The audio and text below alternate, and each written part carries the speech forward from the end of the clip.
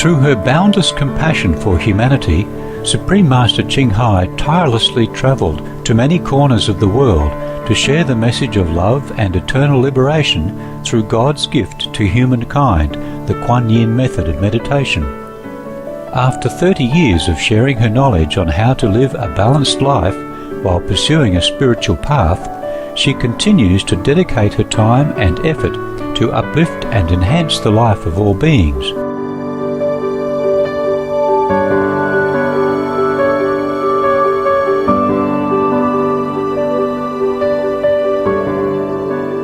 Motivated by her unconditional love and overflowing compassion for our planet and its co-inhabitants, humans and animals alike, Supreme Master Ching Hai selflessly accepts invitations to share her insights and wisdom on the topic of global warming and climate change.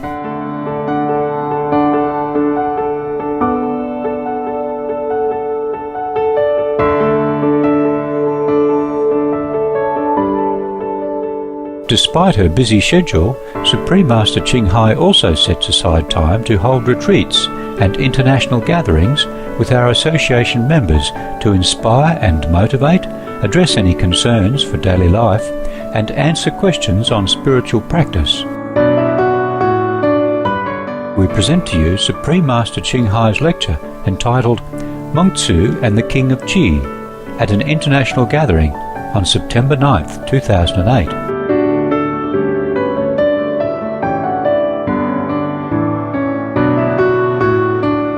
Supreme Master Ching Hai's lectures are not a complete meditation instruction. Please do not try alone. For free of charge guidance, please visit www.godsdirectcontact.org or contact any of our centres near you.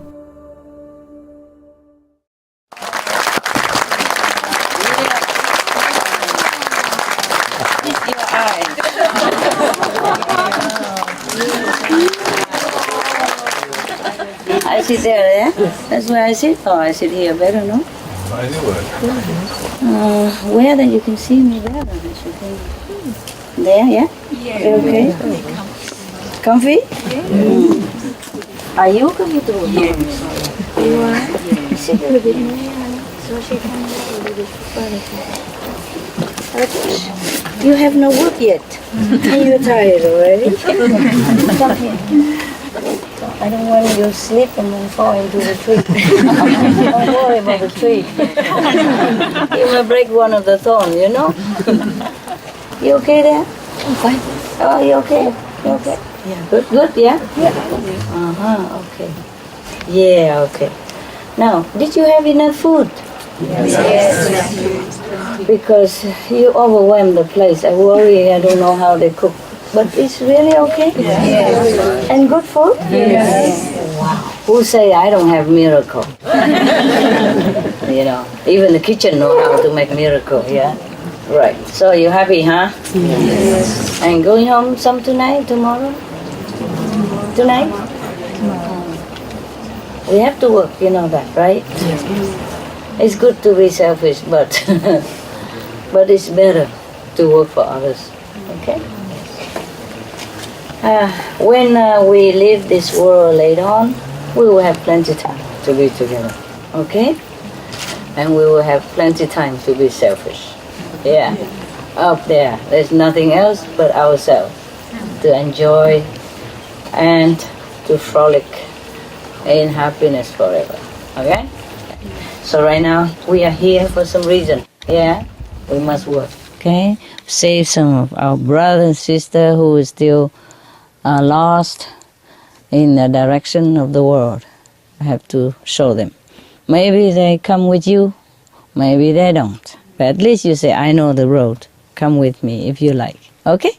Some will come. And the one who follow you will not be lost. Okay? Right, we must work. Just like before you were lost and you know what it's like. Yeah, it's very, very much suffering if we don't know where we're going. Yeah? Yeah. So, thank you for coming, but thank you also for leaving.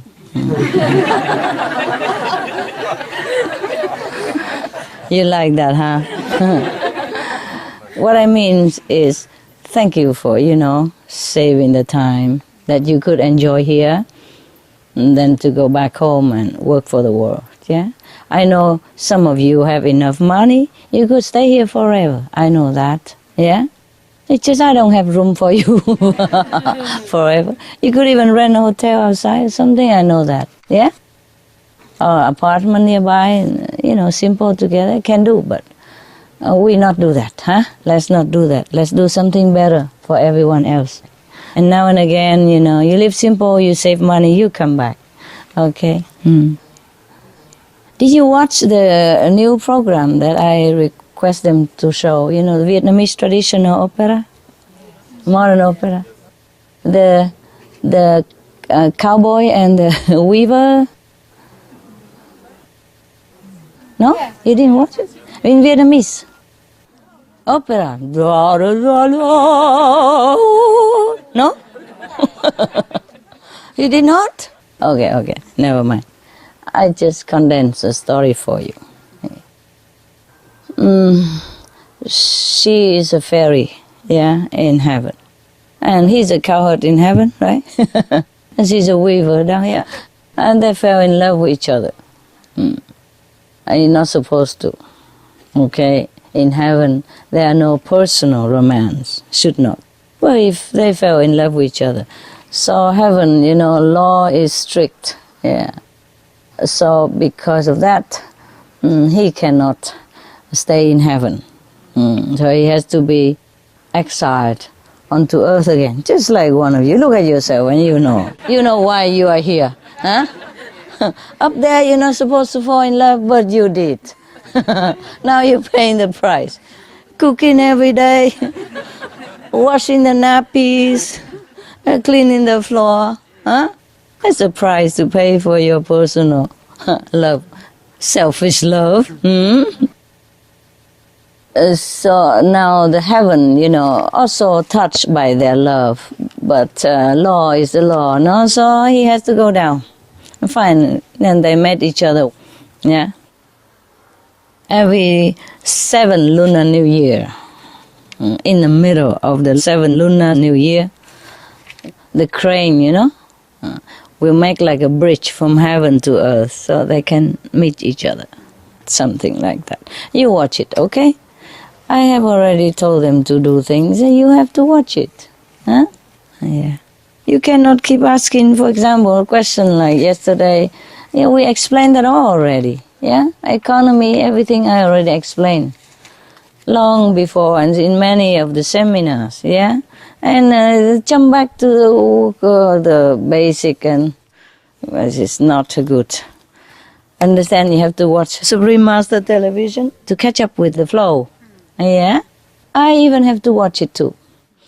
To pick out your mistakes, of course.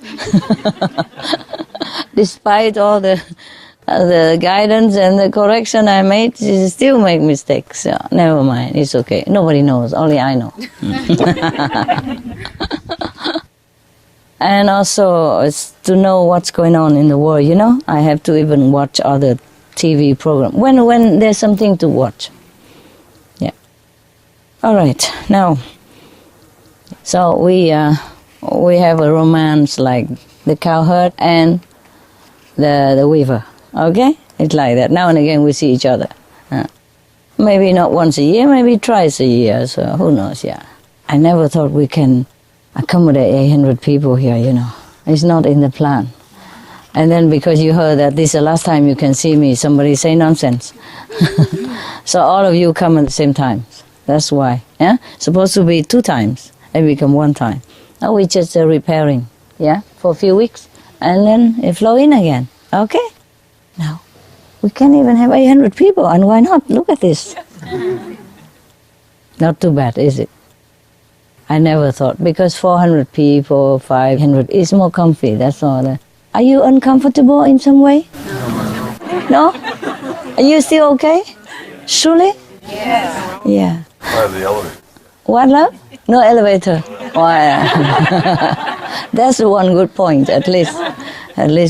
Because elevators sometimes too high, Too many people, or sometimes electric cut off. Oh, That's a small 15th floor walking. Good exercise. Yeah, so you okay? Even 800, you okay? You don't have any uncomfortable feeling? Complain? No? You all right? Truly? Oh, wonderful. Then we just continue doing this. I worry, number one, bathroom not enough. Number two, no room for you to sit. Or this is supposed to be my exhibition hall for me to paint and all that, do painting and keep it there. But I said, no, too many people, we have to open it. Yeah. So anyway, I could also open this every day, it doesn't matter. Just that I didn't know this even enough, And we have only two, it's originally dining room.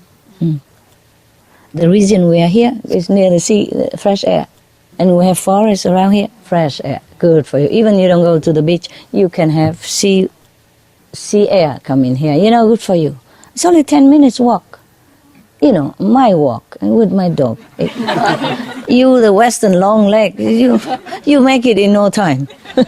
You fly down there. It's very quick. So even 10 minutes walk, but the fresh air is still here.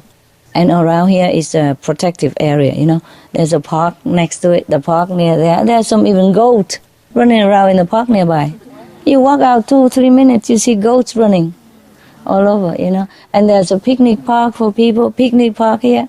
And mountain there, trees here, every tree is protected. If you cut without permission, then you cut your license too. Yeah, be punished. Yeah, very wonderful. Good, hey? Fresh, no? Yes, it's not too bad. Here, autumn already, and I wear like this. I feel hot already. Yeah? And winter, you just maybe wear like that. It's okay. A jacket, even maybe thicker jacket. It depends on how thin your blood is, but otherwise it's good, even if you have to sit outside in winter. Mostly it's warm. 16, 18 degree, yeah. 13 max, yeah. Never snow.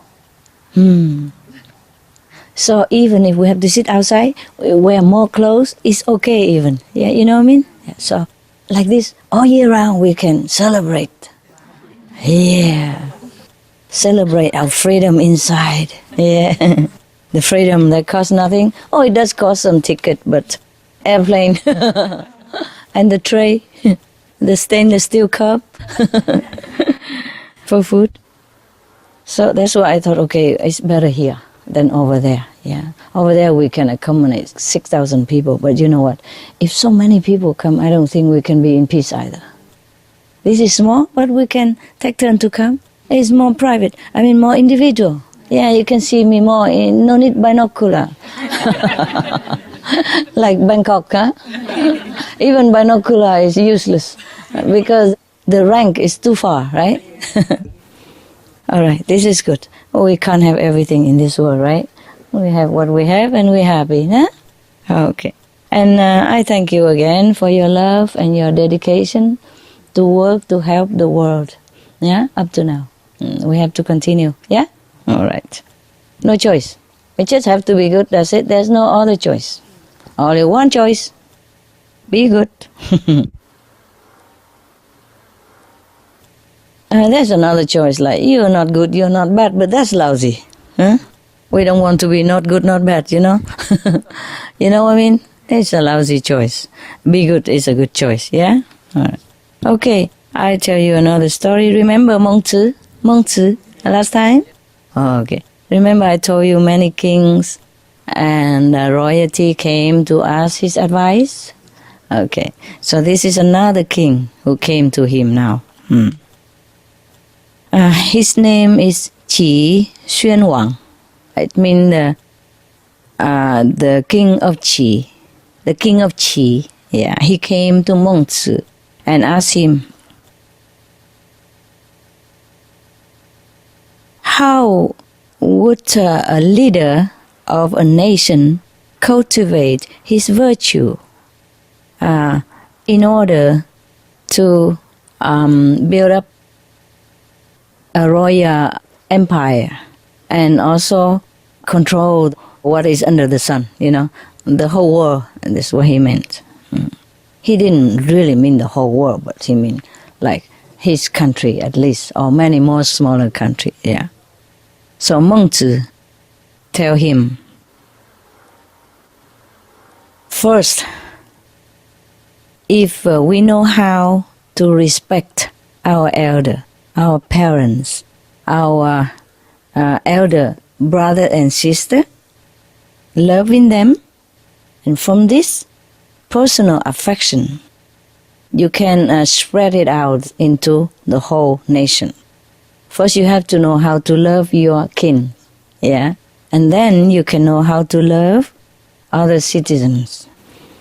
If a king knows the art of this universal love, then to govern a country is very, very easy. In one of the Chinese classic, it is stated that there's a king called Wen Wang. Yeah, he's one of the very famous and virtuous king of China, revered still up to this day.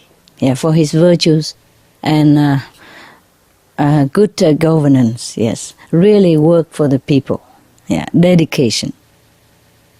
Now, okay, first the Wen Wang, the King Wen, he cultivate himself first into an example of perfection, to make a good example for his household, such as his wife, his children, his brothers and sisters. And then, because of that, his household is very peaceful and coordinating together. So his heart is also very pacified. So he can feel very easy, very relaxed. Then he can take care of the nation's great business. Yes. You see, I told you also, from logical reason, yes, that first we have to take care of our house, yeah, our family members. We have to show them love, affection, concern, dedication, and consideration first. Then they will feel we love them. Then there's no conflict within the household. Then you can have more relaxed mind to take care of other stuff, your job, yes, or your work, the work of the world, like go out and help the people and all that. If your heart is disturbed, your mind is not pacified by some conflicts in the house, yes, by some unpeaceful event in the family, you keep thinking about that all the time, don't you? And your business suffer, huh? Your job may be damaged or not completely fulfilled. And see the affair of the world, you have no energy to continue, or you cannot do it wholeheartedly or more efficiently the way you would like to be. It's like that. It has to start from ourselves and the family, our surrounding people, and then the country and the world. It's very logical. And no need a saint to understand this. No need for us to be a saint to understand this thing. No, it's logical. Yeah, we can do that. We can understand it by our own personal feeling, right? When we have quarrel with loved ones at home, you have no heart to concentrate on your job in the office. Yes? And anything you do, you feel heavy. You feel like you don't want to do it. Maybe you drag yourself doing it, but your heart is not there. And you don't feel happy with the outcome of your work because you don't feel like you've done your best. Yeah?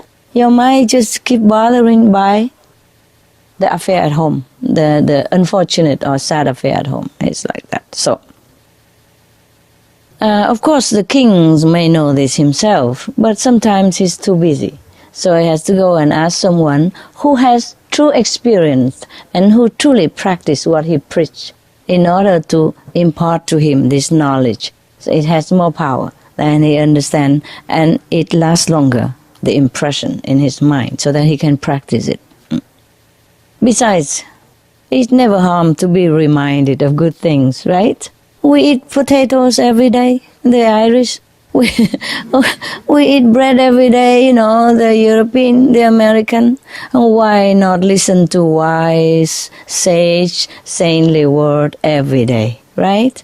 Therefore, we must read this, wise books, yeah? Remember the wise teaching of the old sages, or we watch a video or listen to some good counsel every day. That is no harm at all. It will do us good. Yeah, very good. We have to be reminded because our mind also forget. Maybe he doesn't forget the mind. He keep putting it some corner. And then every day you have other negative thing come in or even other positive thing come and crowded him. That little wise sage talk, he stay in a little corner here, squeezed to death in there. Cannot even breathe. He tried to speak something to you, but he choked. Too much cramping in there. You see? So we have to also squeeze in something new. Yeah, that's what it is. Every day renew our knowledge. Yeah. Even the theoretical knowledge, it helps us. It helps our mind. The soul knows everything already. It's just the mind, the ego we have to deal with. So every day we have to feed him something nutritious so that he doesn't make trouble. He doesn't fall sick. And then he will cooperate with us to do good things. That's what. So every day you have to listen to good teaching. Maybe watch Supreme Master TV, something. Because I have told them to collect all the wise wisdom of the ages from different religious scriptures to put in there for you. Oh, not just for you, but I mean for whoever interested. That's also to let people know that all religions are one. All religion is sacred. The teaching is sacred and all teaching the same thing, that people do good, be good, yeah, and be God, even. All right. Now we continue, we go back to the country of Qi. The sage, Mengzi, continue to advise the king of Qi. Thus, we have to expand our compassion, our loving, kind nature until it spread all over everywhere, in all the corner of the world. Yes. We have to be charitable to every corner of the world, everyone who needs. And because as a king, only if you be charitable, if you share the wealth, you take care of the needy, then not only you can keep your family happiness intact, but you can also win the heart of the people. And you can keep your nation in peace. Yes. If people are happy, contented, they will never want to upset the throne, right? Yes. Or to go to the capital and take the things from the royal household. Because we're sharing. People are happy. They know when they need it, they will get help. Yes, and when they don't need, then they have job to do, they can take care of themselves. But in case emergency, they can always count on the king, the good, virtuous, charitable, generous king, to help them overcome or pass the time of need. Yes, so people are contented and happy. Yes. You see, this is very wise, very logical, very simple, very logical, but very wise and very deep. So simple that everyone understands the logic of it, but so deep that not many can practice it. That is a problem with the world. That's why we have hunger. That's why we have war. Because we worry too much about our pockets and forget that the more we share, the more happiness we have. The more people are happy, the more happiness we also gain. It is like that. It's truly like that. I talk from personal experience. Not because I give so that I can gain happiness, but it's a byproduct. And then you just feel happy, by the way. Yeah. He continued, his advice. On the contrary, if we just hoarding things for ourselves and become selfish and even cruel and inconsiderate to other people's needs, then I am sure we cannot keep the family intact even. We cannot keep the family together even.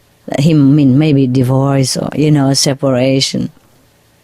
And also, the country you will not be able to control because the people will revolt against the royal rule, and then you will lose your throne even. Yes, just to prove it.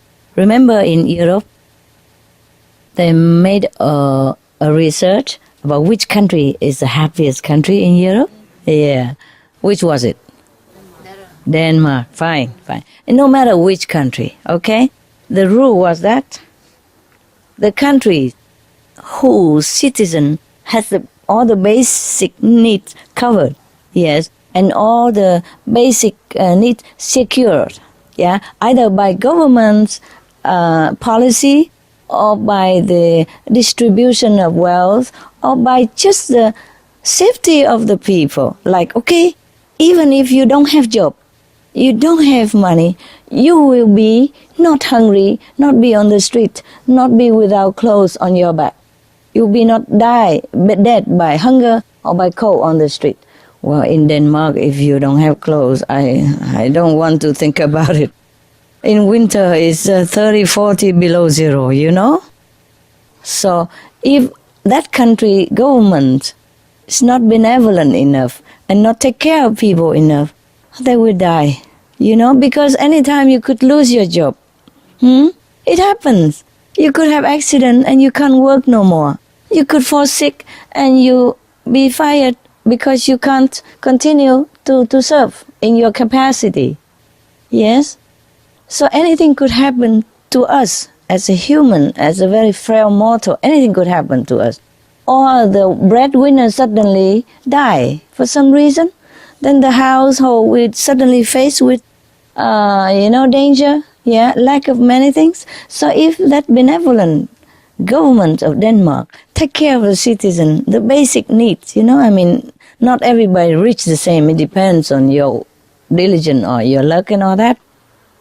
But all the basic necessity to cover human safety and human health, they have it. That's why they're happy. You see, many other countries in Europe, more or less also happy. When they say the first country, the happiest country, the top 10 of the happiest country, okay, the second happiest country, maybe just 1 point less or 2 points less. More or less they happy together. Majority, generally speaking. So the top 10 country of Europe, more or less the same in European standard, okay? Yeah, I have been to their country. I see that people are happy, and everybody have, what they need. House is very decent, people are really very contented. And such a cold country, my God, you wouldn't imagine. The Californian people would not imagine to immigrate there. Almost winter all the time. Summer lasting 2 months, if you have it. 8 weeks. And you would think it's forever because in summer it's beautiful there, Green, lush, air is so cool and sunny, every people happy. And winter is terrible. But still, they don't immigrate anywhere because they're so happy in their country. So it is like that. When you're happy, anywhere will do. Truly like that. Before I also I thought I have to live next to the sea to be happy. I have to live next to the mountain to be happy. No, it's not true. When I live in a place who was so happy, just I don't have luck to continue to live there all the time. I gotta go out. That's that. I have to go out in the public. That's it. And I know, and I accept it now. I always try to hide it. It doesn't work. I think it's all your fault. You sit at home and you say something in your heart, I don't know what. Master, long time no see. It's high time you come out. Wherever you are. Yeah. We want some candies. I guess, huh? Yes or no? I know it. Master knows everything. Right, I don't mind. It's okay. If that's what you want, I'm willing to serve you. As long as you walk where I walk, so that you don't lag behind and suffer. Yeah? Because I cannot keep waiting for you, huh? You grown up, you big, you tough, you bigger than me, you walk, okay? I just point the way and you walk. You can walk slow, you can walk fast, but walk, huh? All right. Where are we? My God. I was just trying to prove the point here of Mengzi, yes, that the country, the top 10, they're really happy because their basic needs is covered. Not necessarily that they earn a lot more than you earn or anybody else earn. In fact, this is not so true because they pay a lot of tax. Like Norway is also one of the happy country, right? They pay like 40%, 50% tax. And Canada also is also a happy country. Pay a lot of tax. People don't mind because they know that they can trust the government. No matter how much tax they pay there, they still have enough to live. And if they don't, the government will subsidize for them. Even they know that if they pay tax, it is for when the time, a rainy day, they can even count on it to get back what they need. You see what I mean? Yeah, and they go to hospital and all that. It's all covered, free. They never worry about whether if they get sick, they'll be dead or they will be bankrupt or paying all for have hospital bills. You see what I mean? So even in such a country where tax levy is so high, people are happy because they know the country is well. The government is clean, uncorruptible.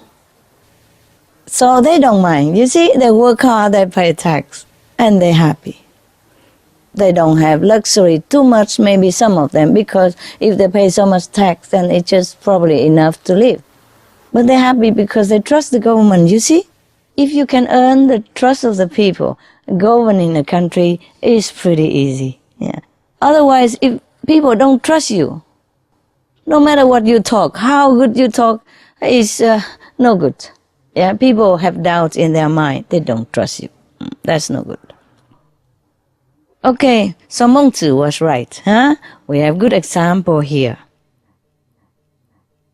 He said, on the contrary, if we are selfish, him in the king, the leaders, if selfish, inconsiderate, and also ruling tyrannically, then not only you will lose your family will be all broke up, but you will lose also your throne.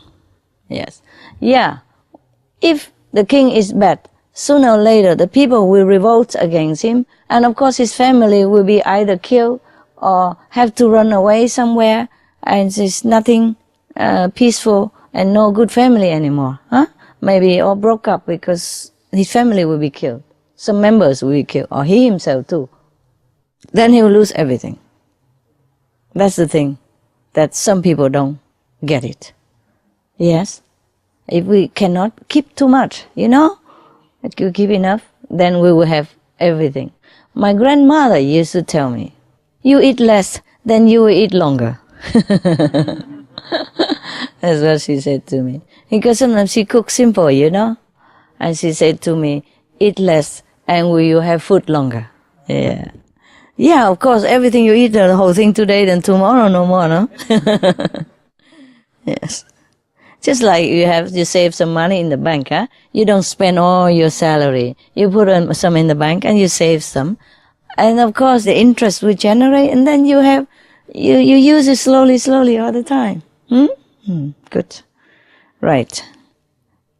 He continued to say to the king of Qi that thus all the brilliant king, the enlightened kings in the world since time immemorial always try to cultivate, to guard their virtue more than possession.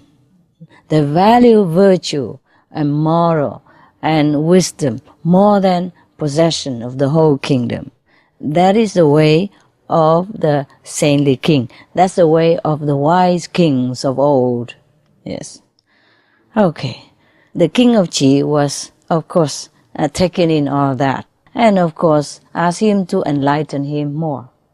So Mengzi continued to tell him. See, in the old time, the kings of old, they really focus on how to be a good king. Huh?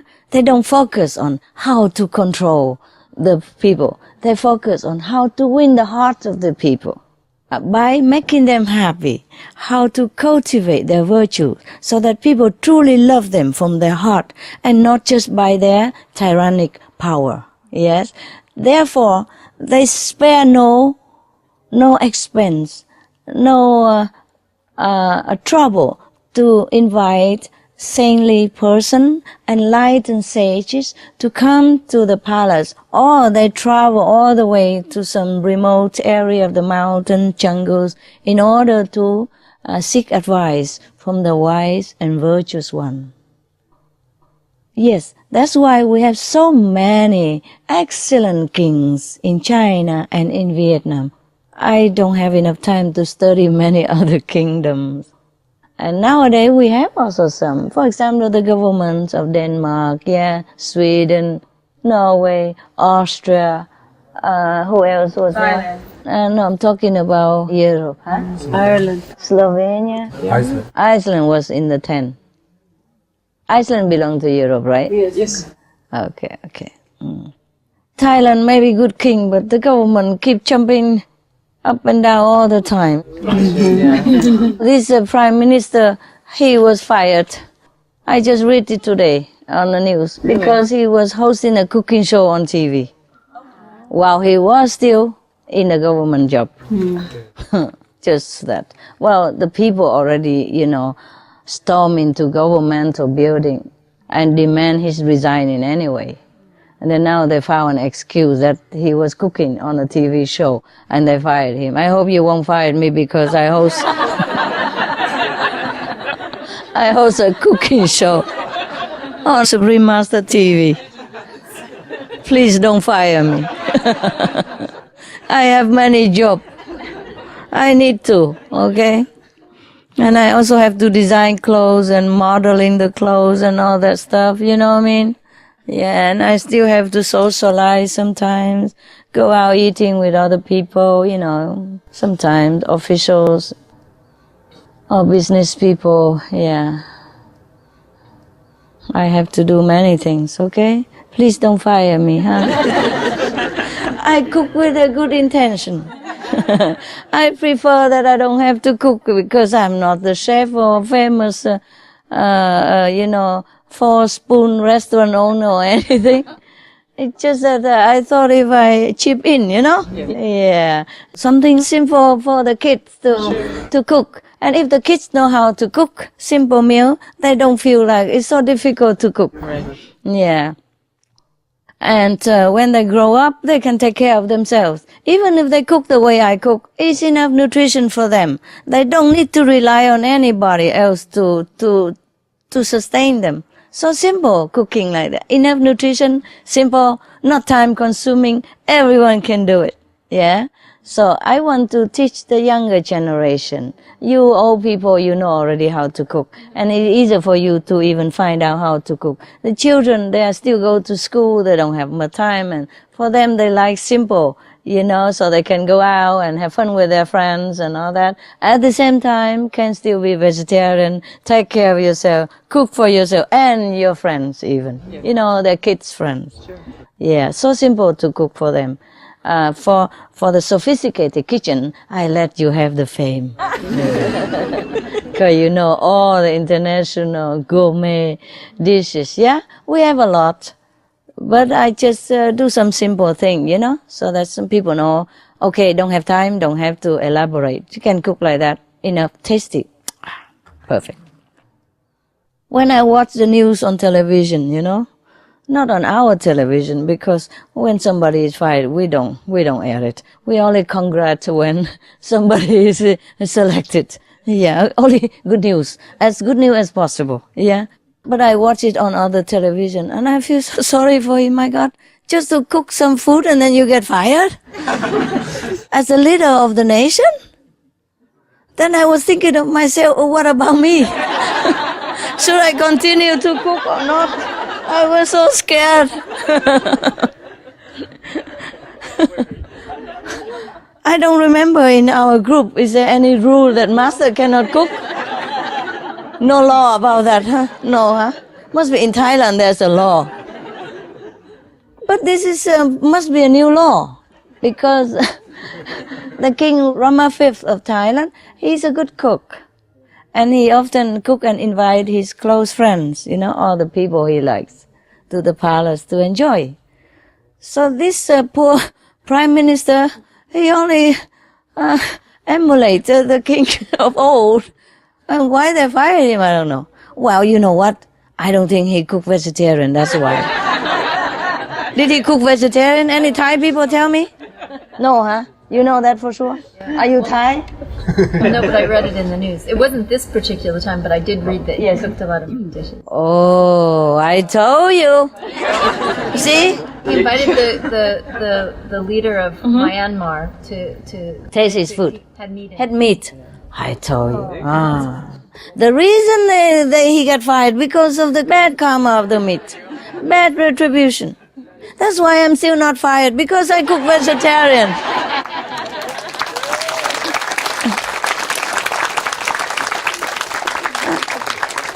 And not just vegetarian, vegan even. Completely vegan. Plant-based diet. Milk, even soya milk. Cheese, even soya cheese. Rice cheese. Okay, good. So, if you know him, you tell him, next time, cook vegetarian. Then, no bad karma, his job will last longer. I'm telling you, it's not just about the cooking. It's just a bad karma. It make it like that. Suppose if he cooked vegetarian only, the people would not even think of firing him because of the food. Or the people would not even go against him to begin with. Who knows, Yeah, because meat is heavy karma, We kill to live. How can we live peacefully? We separate mother from child. Yes, the goose from the gooseling. The chicken from the chicks.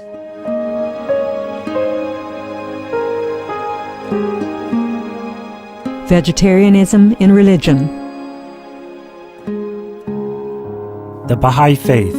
Regarding the eating of animal flesh and abstinence therefrom, know thou of a certainty that, in the beginning of creation, God determined the food of every living being, and to eat contrary to that determination is not approved. Selections from the Baha'i writings of some aspects of health and healing. Buddhism. All meats eaten by living beings are of their own relatives. Lankavatara Sutra. Also, after the birth of the baby, care must be exercised not to kill any animal in order to feed the mother with meaty delicacies, and not to assemble many relatives to drink liquor or to eat meat, because at the difficult time of birth there are innumerable evil demons, monsters, and goblins who want to consume the smelly blood.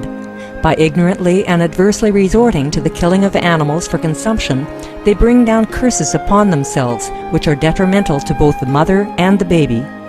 Kshitigarbha Sutra.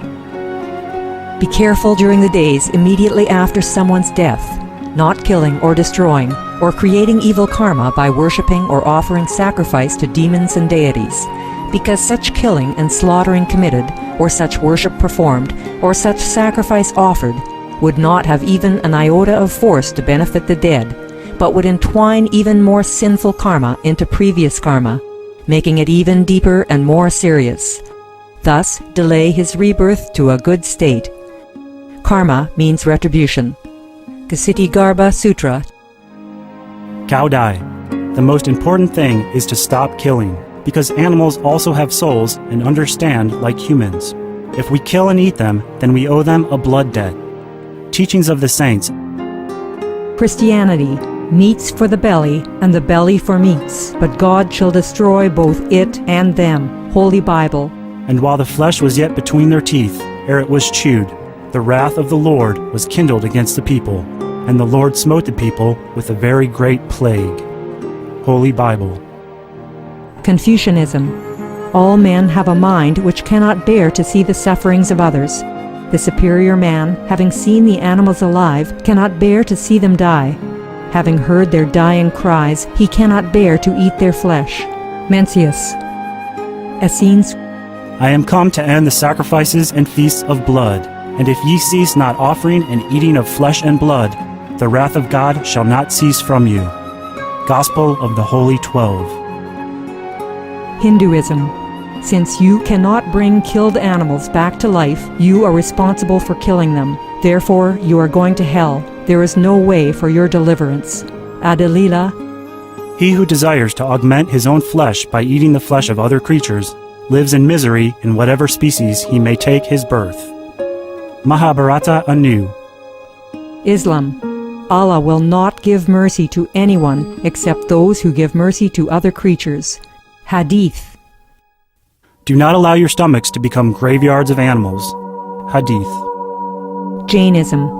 A true monk should not accept such food and drink as has been specially prepared for him involving the slaughter of living beings. Sutrakatanga. Judaism.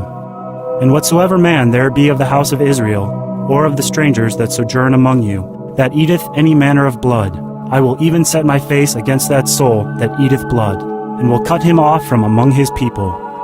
Holy Bible. Blood meaning flesh. Sikhism. Those mortals who consume marijuana, flesh, and wine, no matter what pilgrimages, fasts, and rituals they follow, they will all go to hell. Guru Granth Sahib. Taoism. Do not go into the mountain to catch birds and nets, nor to the water to poison fishes and minnows. Do not butcher the ox that plows your field. Tract of the Quiet Way. Tibetan Buddhism. The offering to the deities of meat obtained by killing animate beings is like offering a mother the flesh of her own child, and this is a grievous failure. The supreme path of discipleship. Zoroastrianism. Those plants I, Ahura Mazda, or God, rain down upon the earth to bring food to the faithful and fodder to the beneficent cow. Avesta. Everybody knows that vegetarian diet is good for health and to save the planet. They will be awakening their own great, compassionate, loving self-nature, and then their level of consciousness will rise up automatically, and they will understand more than they ever did, and they'll be closer to heaven than what they are right now.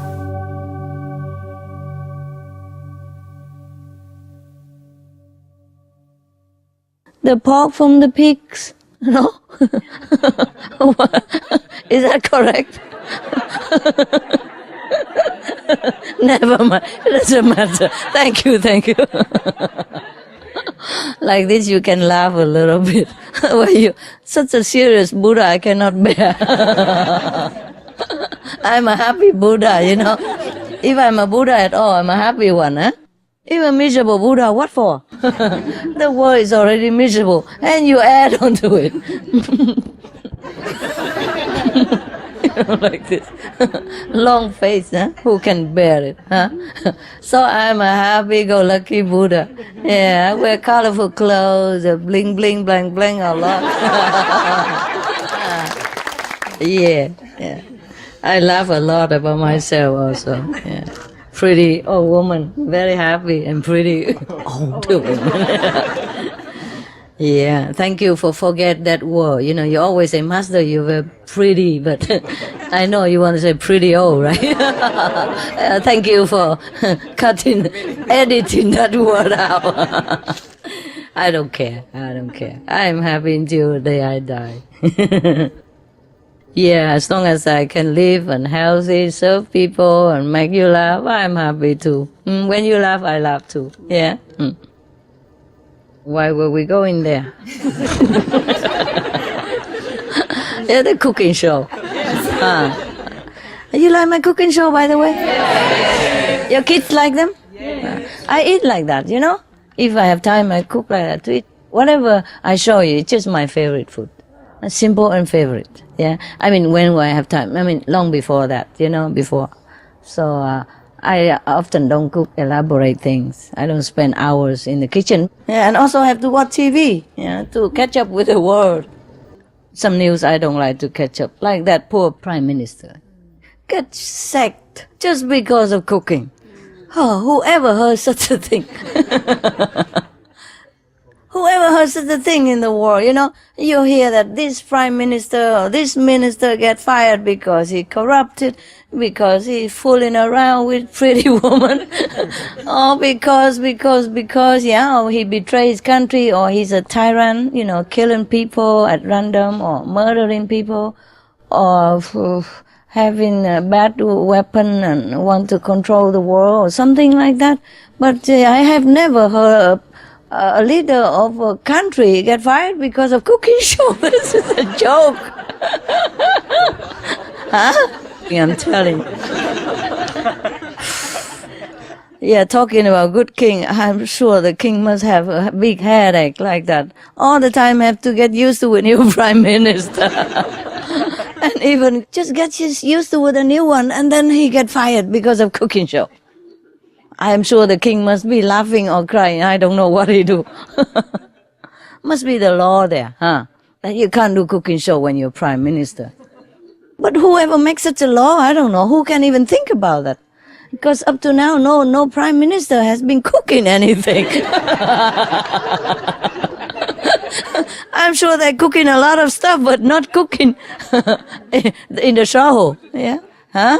Not cooking food. They've been cooking a lot of stuff. I'm telling you, this is really a funny joke. Oh, how can you fire somebody just because he cooks? It's really something. Yeah, okay. So that's why when you say Thailand, I say, okay, let's consider a little bit first. They have too many prime ministers. And too many coup, So the country don't have enough time to organize and to revive or to build up, You need to have a little stable country, stable governments. My humble opinion. Well, I don't know much about politics anyway, just never mind. Forget about it. Remember the joke? No? The guy have his car broke down in the middle of the road next to a farm, and the cow walks by and say, "Hey, you check out your electric pipe." Remember? Yes. And the driver so excited, come and say to the farmer, "Hey, your cow talk to me." He mean your cow can speak, And the farmer said, "Oh, what does he know about car?" Don't listen to him.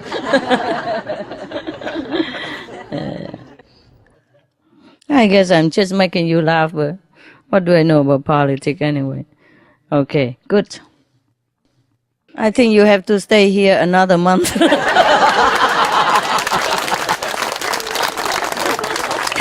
Because all this is for Mongzu, and I have gone nowhere yet. And we already travel around the world, From Europe, we jump to America, and then to China. Yeah. Okay, I try my best. Lucky we have video and DVD nowadays, huh? What you cannot hear today, you can take it with you next time, huh? What a time we live in, huh? Yeah. From all the trouble, we still have it good. If only we are better. Yeah, we will have much, much better than this. Yes, much better. So many inventions are waiting. If the world have more virtues, more worthy merit to enjoy them. Yeah, we will visit the whole universe in no time. Okay. So Mengzi continued to say to the king of Qi like this. The good king, the virtuous king, would divide land accordingly, grant it to people so that they can cultivate food, and earn their honest livelihood. Thus they can also take care of their elderly, and nourish their young ones.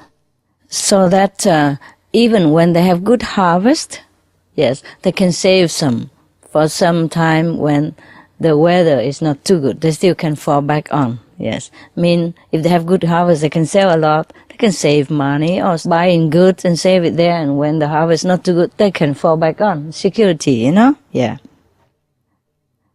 After their basic need is satisfied like that, they feel secure in the basic need in daily life, then the good king would encourage them, would inspire them to be good, to be virtuous, to follow the virtuous way of life.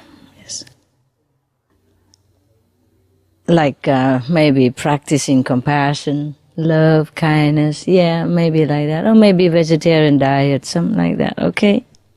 Then naturally, at that time, the citizens of your country will follow your advice and become good citizen very easily. Become good person, virtuous person, easily. He means the person who truly have compassion, consideration, and love for others, not those who go out and steal and kill or doing bad things or cruel things. No.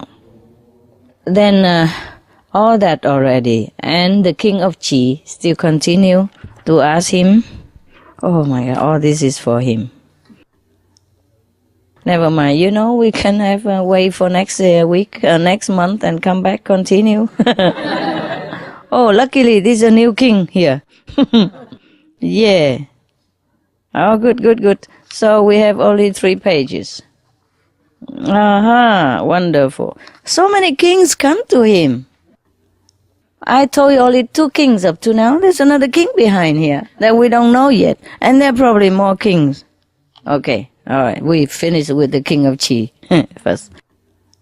So he still continue, ask Meng Tzu, the garden of King Wen. Remember the King Wen I told you previously before? Yeah.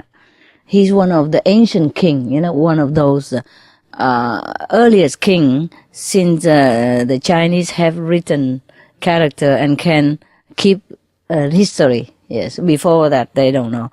Before the Yellow Emperor, there was no written record because they have not invented the written character. So the Yellow Emperor is the one who invented Chinese character. No, legends have it like that. So since then they have history. Yes. So King Wen is also a continuation of this. Yeah. So King Qi asked Meng Tzu, how come the garden of the King Wen is about 70 square miles? 70 square miles. His garden, 70 square miles. Is that correct? So Meng Tzu say, yes, it's correct. That's very big, 70 square miles. So the king of Qi would ask again, isn't it not too big? Too large? A garden for a king? Yeah. So Meng Tzu say, yes, the people still think it is too small. The people of his time, his citizens, thought that it was too small still. So Emperor Qi asked again, then how come my garden, my flower park, is not even 40 square miles? And then my subjects say, is it too big? So Meng Tzu replied, the garden of King Wen, even though it's 70 square miles large, but it's always open to all the citizens to come in to enjoy. They can go in there, walk around, enjoying the flowers and the trees, the garden, the park, and also even go in there, cut the grass, so bring home for their cows and their pigs. Yes, it's not forbidden for people to go in, cut the grass, and bring home for their animals. Also, if some dry trees, dried twigs, a citizen can come in, pick them up, and go home for cooking or warm in the winter. Yes. Therefore, the whole kingdom of King Wen citizen also share the joy and the beauty and the benefit of this garden equally with the king and the royal household. Thus, the citizen of King Wen at that time, the subject of King Wen, thought this garden is too small.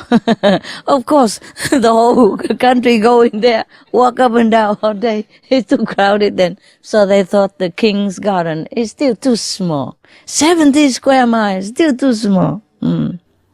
So, isn't that correct? He asked the king, yes. But he don't expect the answer. And the king did not answer. Of course, what can he answer? He knows already what's coming next. He had it coming.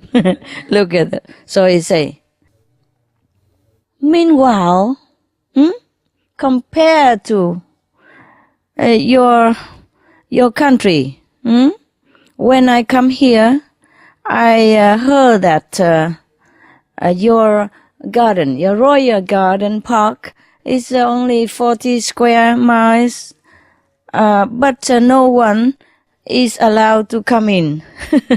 No citizen to allow to go there to enjoy or to get the fresh air or look at the flowers in there. Nobody. And whoever dare to venture into the edge of the garden to cut some of the grass for their cow will be punished. That's the law. Oh God, terrible. Whoever go there, set foot in the garden will be punished by law. Only the king himself and his royal household can enjoy this park, this royal garden park. Of course, then your subject will think it's too big. It's naturally. Oh, he's very slow, huh? He don't beat him immediately. He just goes slow and just pat him a little bit on the cheek at the end. Yeah, first he say the good thing and all that, and at the end he say, look, bad boy. Naughty. Don't let people go enjoy your garden. Garden so big and don't let people go and enjoy. What is wrong with the king? 40 square miles. That's very big. And don't let people go in there. You know why? He don't want the animals there be hunted by anybody else. He want to go hunting himself. Yeah, most of the king, if no good, well, maybe not no good, but nobody have educated him in a better way. See, maybe he wasn't vegetarian, but at least he respect Mengzi and recognized Mengzi as a wise teacher and even invited him to his palace. Yes, for some wise word. Of course, he need to be educated. Maybe it wasn't his fault that he went out hunting, that he saved the whole of the wild park or the royal park for himself so that he can go hunting. You know that these are sport of the royal people since time, I don't know, before we are born even, yeah? Before our great-great-great-grandfather were born. They do this kind of thing. So, because he doesn't let, he said, in this garden, anybody went there and hunt wild animals will be charged as a criminal. Yes. So I know that, yeah, for that he want to save it all for himself, yeah? Otherwise he wouldn't have said thing like this, yeah? Okay. So now the king didn't say anything here. I guess there's not much to say, yeah? So they don't say what the king responds. So there's another thing he asks now, perhaps another day. That day, probably after the saint told him that his garden is too big, he probably call it a day. He probably say, sorry, master, I need to go and see the king of Iran or some tribal lords, yeah? I short of time. Please come back tomorrow or next Wednesday. Huh? Okay. So we don't hear any sound from the king after this. What can he say, huh? I hope after that he has opened his garden. Now he didn't answer, change subject. He asked Mengzi, in relationship with the neighboring countries, is there any rules, golden rules? So Mengzi say, yes, there are. Yes, there are two. That is, I don't know how to say nhân. Must be like mercy or compassion. Yes, and another one is wisdom. Yes, compassion and wisdom. You can translate like that. 仁 in China must mean compassion. 仁慈 mean merciful. Yeah, compassion or mercy. Compassion and wisdom, the two golden rules. He continued to explain. If you have compassion or kindness, yeah, then you can have the natural rapport with each other, trust, yeah, and understanding between nation, between him and other kings, yeah, leaders. Oh, he said to other countries, that mean other kings of a neighboring country, yes. So he said, if you have compassion, or you have mercy, or kindness then, in this case, we just say kindness, yeah. If you have kindness, then you will create great understanding between you and other kings. And there will naturally be a contact, a connection and peace, cooperation, yes. If your majesty have wisdom, then you can discriminate between good and bad, between right and wrong, between virtues and vice. Then you be able to choose the good and eliminate the bad. Choose virtues and eliminate vice. Choose the good way and eliminate the bad method. So the good king must also know the will of heaven. So you can have a stable policy to govern your country. Yes, he has to know the will of heaven. Slowly come to meditation, Kuan method, vegetarian. A good king must also know how to fear the law of heaven. Yes, must respect the divine orders of the universe, so that you can build up a strong, stable, but virtuous country. Then you can continue having this power of governing the country, and you also can keep your position intact. Yes. All right. Of course the king understood all that. Why does the king have to even know the will of heaven? Tell me. Huh? He does things right. To do what is right. That's right. Yes. How to know the will of heaven? God's will, we said it in American language. Huh? How to know the mandate of heaven? Tell me. Go inside. Go inside. What? And have a teacher. Have a teacher? First have a teacher and then go inside. The chicken before the egg. It doesn't matter. All the eggs before chicken. Who knows? Okay. That's it. That's it. You gotta find an enlightened saint, study the enlightened way. Yeah, the way of heaven. Then you know the will of heaven. You know the mandate of heaven. Yes. You will know it intuitively. What is the right thing to do? Huh? But first, even if we did not know the mandate of heaven yet, we did not know what is our mission on earth, we keep to the precept, yeah, that we do not harm anyone, we do not hurt anyone, and then we do not take any possession of somebody else, not even the family members, and we do not blur our clear mind with intoxicants like drug, alcohol, etc., etc. Then at least we are not doing any harm yet to anyone and to ourselves. And then when slowly we cultivate the inner wisdom, then, of course, it will be clear to us intuitively or even visionarily that the mandate of heaven. Yes, and we do right. Yeah, we do right. Because first of all, we know already what to do, that not harm people already. Yes, so no matter what we do, it's still in that kind of position. Yeah, we don't step out of this bordery of goodness. All right, wonderful, good. You know everything. Some of the tragic tolls of alcohol. 2.5 million alcohol-related deaths per year worldwide. 1 in 6 deaths on the road in the UK are caused by drunk driving. In Australia alone, 70% of adults are negatively impacted by another's drinking, with 43% affected by physical or verbal abuse. Over 100 British children each week call a hotline to express concern about their parents' alcohol and drug use.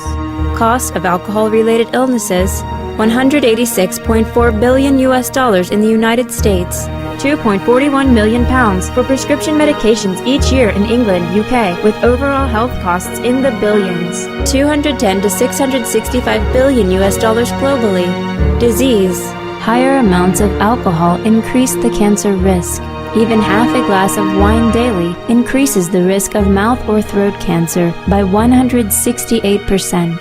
Cancer of the liver, breast, colon, esophagus, rectum, linked to 20% of breast cancer cases. Liver disease, cardiovascular disease, metal toxicity, sleep pattern disturbance including frequent awakening and reduced rest, brain damage, amnesia and dementia, brain shrinkage, organ failure, heart, liver, kidneys, stomach, pancreas, eyes. Birth defects.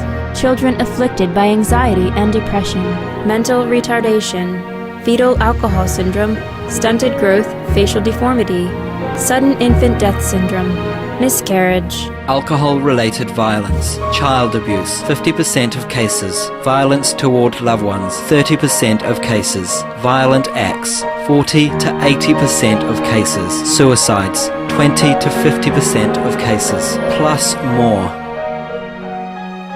Some of the tragic tolls of addictive drug abuse. Over 200,000 deaths each year. Costs of $181 billion each year in the United States. $33 billion in the UK. Lifetime cost of current drug addiction amounts to $575 billion in the UK. Over 100 British children each week call a hotline to express concern about their parents' drug and alcohol use. Harmful effects. Brain damage with mental and emotional losses, stroke, heart disease and irreversible damage, liver disease, tuberculosis, emphysema, cancer, depression, suicide, permanent memory loss, mental illness, higher infant mortality, increased crime and violence, impotence. Crime and violence. Illegal drugs are a factor in 50% of burglaries in the United Kingdom each year. In the US, 60% of people arrested each year have been taking illegal drugs. 650 heroin addicts in the US committed 70,000 crimes in a 3-month period. Social costs. U.S. businesses lose $100 billion per year due to employees' drug and alcohol abuse. Australians pay $53 billion per year for healthcare, law enforcement, and lost productivity of drug users. Environmental costs. Every gram of cocaine produced destroys 4.4 square meters of rainforest, with 300,000 hectares of rainforest lost each year to cocaine production. Death. 52 people die each day due to drugs in the U.S. In Canada, substance abuse is attributed to 21% of total deaths and 23% of potential life years lost due to early mortalities. Plus more. Subsidize and convert the drug industry into vegetable organic farming. For help quitting, please visit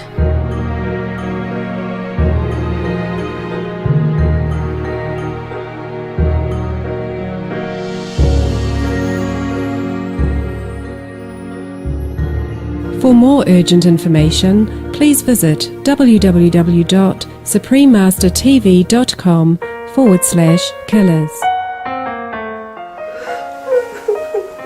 Drug begins with ignorance and frustration of the young people of our age, because many of the organizations sometimes have failed in satisfying their spiritual need for the higher meaning of life, more than just material, because material today we don't lack. Therefore they are charmed, they are seduced into taking drugs, because in taking drugs sometimes they can have hallucination and feel comforted for a very short time. But little did they realize the very grave consequence after that. Therefore meditation is the best way to relieve all this suffering of the people when they want to know God, they want to know happiness inside. Because our happiness through meditation, through the light and the music of heaven, is everlasting and is always improved and always more and more happiness and never have any consequence like the drug. If we can propagate more the meditational benefit, then the drug effect on people will be less, and they will understand where to turn to for a longer lasting happiness.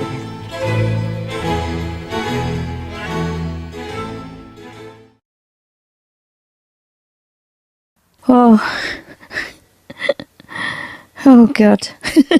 I'm keep looking at the end just like just like you read the no cheating. You read the how you say, the spy fiction story, you know. Spy story, yeah. Novel, yeah.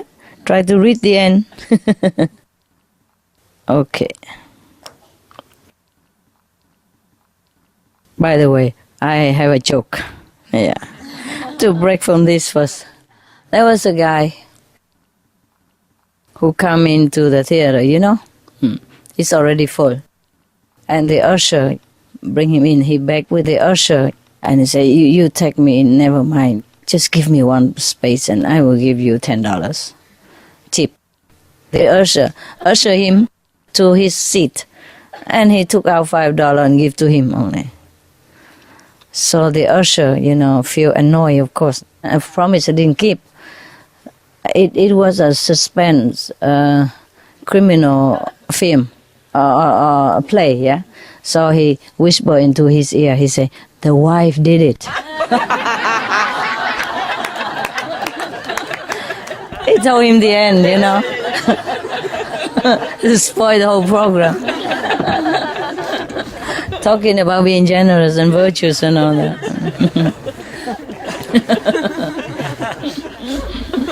Okay. So now, the king of Qi continued to ask the advice from Mengzi about courage. Now, see, he asked about virtue, diplomacy, and interior governing, yeah, and winning people's heart and all that stuff. Yeah, now he asks about courage. Oh, he asked a lot. Look like this king had nothing. All he does is asking, because he don't know anything. Well, at least he asked, huh? Well, if he asks, it's well, but if he practice what he have learned, then it would be better. We hope he practice. Probably he's one of the good king later on, huh? With the 40 square miles garden, huh? And nobody can come in. Actually, we had also 40 acres garden, right? Yeah. Only the bears can come in. Yeah, because they came in there and hunt before. So I put up sign everywhere, no hunting, private ground. I wanted to protect the animals. Wherever I go, at least the animal in my land are not to be hunted. Yeah. I don't know, maybe it's too big then, huh? The garden is too big in that case. 40 acres and nobody allowed to come in. I sound like this guy here. More or less. and do cooking show even.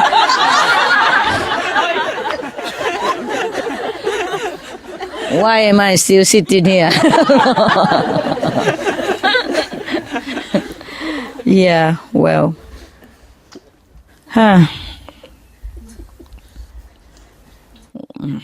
I have to consider my policy. Yeah, but we let the bears stay there. We feed the bears, yeah, and let them hibernate there safely. Otherwise, they'll kill them. Even though it's forbidden, but they do it anyway. You know? When I was in Miami, I saw the sign everywhere next to the bridge, you know, in those islands. When we passed by on the bridge, we saw fishing forbidden. Yeah. But next to it, there was a guy with a rod and, every Saturday, Sunday. Or there's a boat under the bridge, casting the net or something. Oh, I used to be so depressed.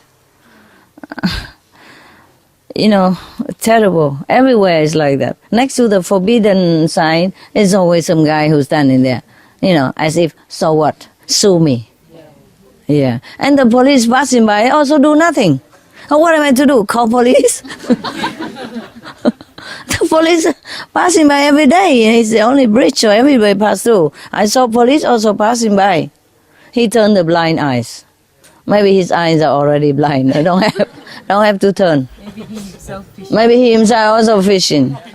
So that's why I hate to live next to water now, because I have to look at that all the time. Beach, rivers, lakes, beautiful. Then there are people who come near there and fish. So, well, only when you have private lake, then no, of course. Okay. Now, so Mengzi reply about courage like this. Please, I beg your majesty, do not be desirous for those small courage, petty people's courage. For example, like when you're angry, you beat your sword, you know, like I have it here, you know, or the gun nowadays, you know, like I have a gun here, and when I'm angry, see what is this? See the gun here? For example, that's what he means, yeah. Because that means, okay, I have something here, you better watch it, you know? You better watch it, I have a sword here. He beat on his sword when he's angry. That is a petty macho show-off. That's what the saint means. Yeah, or threatening people, yeah, with your very angry face, yes.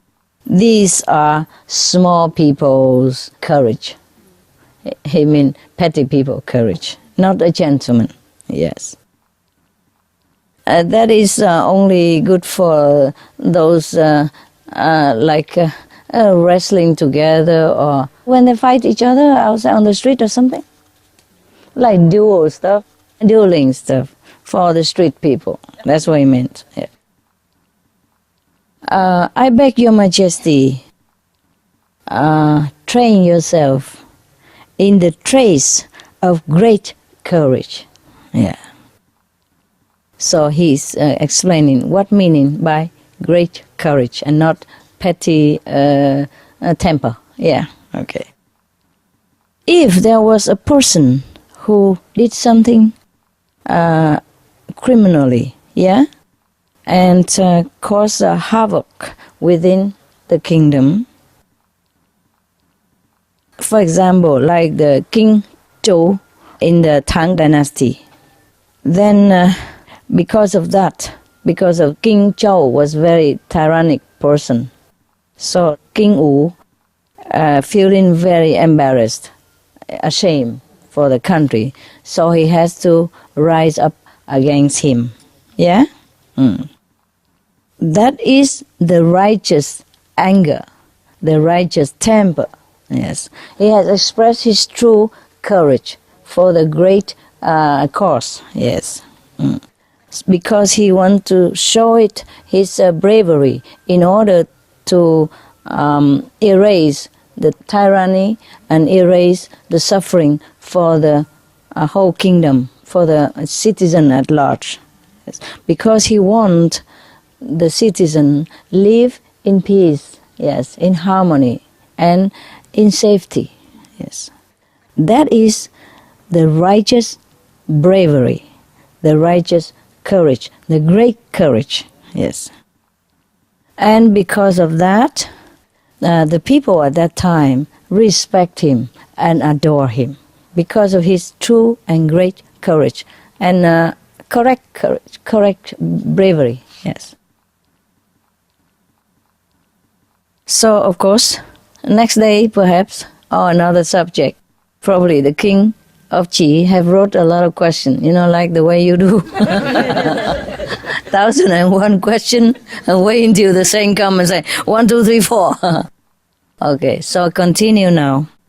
It seems like King of Qi have asked another question about how to win the heart of the people again, what is the best way. So Mengzi said to the King Qi like this: if an excellent king know how to be happy with the citizens' happiness, yes, know how to share, then the citizen, his subject, will also share the happiness of the king. Like when the king is happy, they are also happy. Because when they're happy, the king is also joined in their happiness. Share it. And then, if the great king knows how to share the sorrow with the people when they have sorrow, then when the king has sorrow, the people of his country will also feel in sorrow with him. All right. Then, naturally, you will be able to win the hearts of the people, and you can govern your country like forever. Mengzi continue. If a king govern the country with force, with violence, with strong power, military might, yes, then maybe people will fear you only and show respect only outwardly, yes. But in their heart, they will not respect you. They will not consider you are a great king or their king. In their heart, they will disagree with you. They will disrespect you in their heart. Because they know that they don't have enough power to go against you. So they just have to bow their head outside. But inside their heart, they are against you completely. Yes. But if a king use, mercy, kindness to win the heart of the people, then people will be very willing to coordinate with the king and the government. Honestly, sincerely, truthfully, yes. Just as if Confucius has 70 disciples, and all of them respect him, obey him completely, honestly, truthfully, willingly. Yes, he compared like that. How possible? This is a master. Confucius is a saint. Not only 70 disciples, 70,000, 70 million who knows him also respect him and feel obedient in their heart, right? In love, of course. Okay, but Mengzi is very clever, saying, of course, he doesn't want to offend the king too much. Yeah. So, in this case, he say, look, Confucius, you see, 70 disciples completely obedient to him. Why? Because he is merciful, he is loving, he is kind, yeah? He used love to win people. He has no power, nothing. See, so in this case, it's like he's very diplomatic. He likened this king, which has 40 square miles garden and forbidden people to come in. He likened him to Confucius, Yeah, aspired him to go up to that level. You see, he will never get there, but never mind. Never mind, you know, there's a goal to look up to, and who knows? Who knows? Maybe he can. Yeah, maybe. He just want the king to be happy. My God, up to now, he has spared no whipping, and even though gently, but whipping, patting, yeah, on the wrist, and, you know, okay. But this king, we have to say that he is good enough, you see, to be a strong, powerful king of a nation and sit there and listen to all this criticism. The honest criticism, even from the saint, is hard. Yeah, maybe he has already begun to be vegetarian. Maybe he already watched some cooking show on Sunday from the Supreme Master Television. Yeah, and maybe he watched some words of wisdom already beforehand, or practice convenient method. Yeah, so he bear all this. Yeah, good. We applaud him in any case. Yeah, good king, yes. Good king doesn't mean he's born perfect, but good king is the one who listens to wise advice. Yes, even though he has not been born in wisdom, he has not been born in a virtuous education, but he listens at least now. Yeah, when he's already a king, then we feel this king is really already a great king, an excellent sovereign. Because you know, as I told you yesterday, we cannot blame the leaders of any country alone. They need good advice. Sometimes they don't have it. Why? Not only because he's stubborn or he's truly bad, but because maybe his country karma is bad too.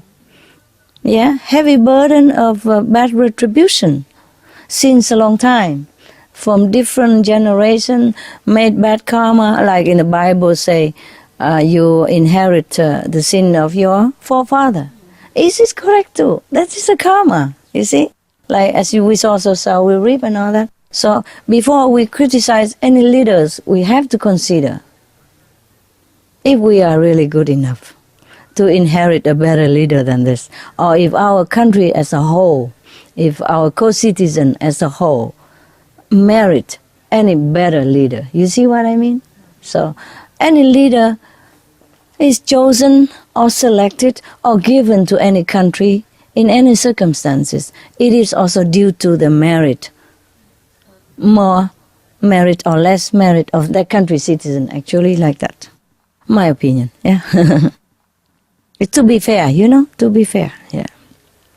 For example, here in our group, and more or less all people are good. Vegetarian, practice virtues as much as possible, and try to help others, try to live a virtuous life. There's no one bad in here. Not possible. Yeah? So even if I want to be bad, I can't. I'll be too embarrassed. So I have to also to behave like you know? So we can be like one group together, united, because we all good. See what I mean? Because you're good. Even I am bad, I have to be good. I cannot be bad here. How? You eat vegetarian. Can I get a steak here? There's none. Yeah? And you behave very well. How I behave bad here? Understand me? Yeah. Okay. So, the merit of a country will bring a good leader or bad leader. Yes. And if the leader is willing to listen to good advice, then he will be also excellent leader. Yeah. A leader can also change the country. And the people can also change the leader. Yeah. That is a good news. Yeah.